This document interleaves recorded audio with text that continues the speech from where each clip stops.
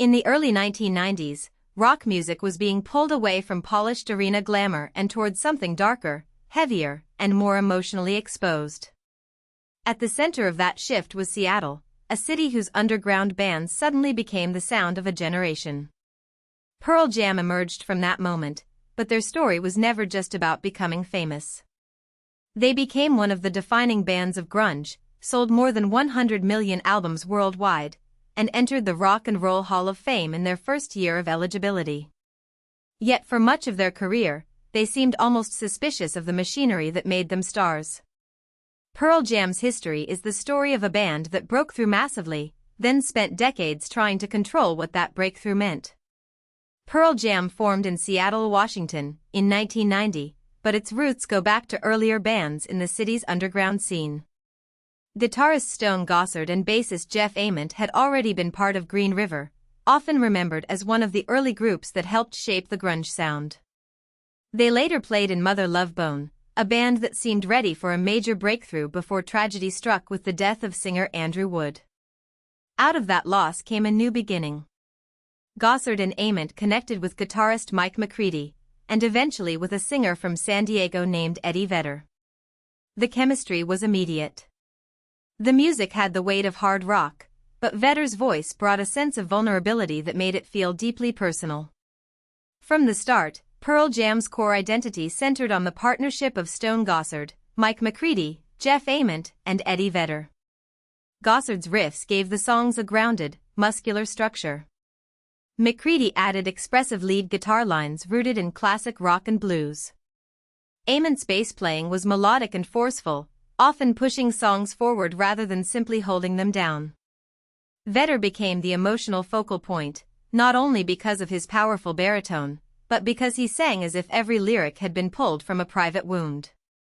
The drummer position changed several times in the early years, with Dave Crusson, Matt Chamberlain, Dave Abruzzese, and Jack Irons all playing roles before Matt Cameron became the band's longest-tenured drummer after joining in 1998.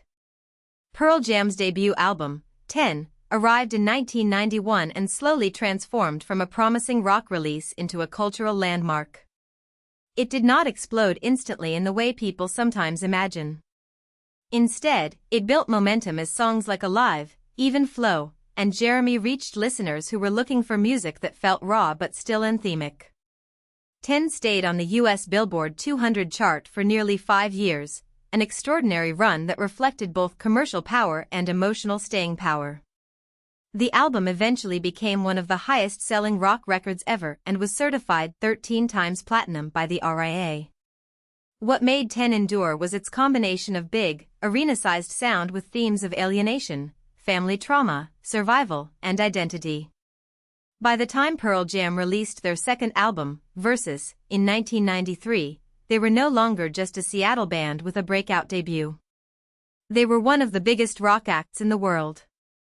Versus sold more than 950,000 copies in its first week, setting the record at the time for the most copies of an album sold in its opening week. But the album did not simply repeat 10. It sounded angrier, looser, and more confrontational. Songs dealt with violence, power, media attention, and personal pressure. Pearl Jam were becoming massive, but they were also visibly uncomfortable with mass exposure. Versus captured that tension, the sound of a band at the peak of public demand, trying to resist being turned into a product. Their third album, Vitalogy, released in 1994, pushed that resistance even further. It became the second fastest-selling CD in history at the time, moving more than 877,000 units in its first week. Commercially, Pearl Jam were still enormous. Artistically, they were becoming stranger and more restless. Vitalogy mixed direct rock songs with rougher textures, experimental interludes, and a mood that often felt tense or unstable. It reflected a band wrestling with fame from the inside. Instead of smoothing out their edges to please a growing audience, Pearl Jam made music that questioned the very system elevating them. In the middle of 1990s rock culture, they were proving that a mainstream band could still act like an underground one, at least in spirit. One of the most unusual parts of Pearl Jam's rise was their decision to reject many standard music industry practices. At a time when MTV could make or break a band, Pearl Jam became reluctant to make music videos. They also limited interviews and resisted the constant promotional cycle expected of major artists. This was not a small choice. Music videos were one of the main engines of 1990s fame, and interviews helped build celebrity mythology around singers and bands. Pearl Jam had already seen how quickly sincere music could be absorbed by image-making. Their refusal made them seem difficult to some industry observers, but it also strengthened their bond with fans who saw the band as serious, principled, and unwilling to perform fame on command. The most famous example of Pearl Jam challenging the business around rock music came in 1994, when the band took on Ticketmaster. Pearl Jam claimed the company had monopolized the concert ticket market, making it harder to keep ticket prices fair for fans. The lawsuit was unsuccessful, but the moment became an important part of the band's identity. This was not just about one company or one tour. It represented Pearl Jam's broader belief that the live music experience should not be controlled entirely by corporate gatekeepers. The battle was difficult and costly, and it complicated their ability to tour at the height of their fame. But even in losing legally, Pearl Jam reinforced the idea that they were willing to risk convenience for principle. Pearl Jam's relationship with fame was so unusual that Rolling Stone later described them as having spent much of the previous decade deliberately tearing apart their own fame. That phrase captures the paradox of the band. Most artists chase exposure, but Pearl Jam often stepped back from it. They reduced their reliance on videos, fought the ticketing system, and avoided turning Eddie Vedder into a simple rock star icon. Yet this did not destroy their career. In some ways, it preserved it. By making the band less dependent on trend cycles, Pearl Jam built a culture around albums, concerts, bootlegs, and long-term fan loyalty. They may have weakened their pop visibility, but they strengthened the foundation that allowed them to outlast many peers. Live performance became one of Pearl Jam's strongest identities.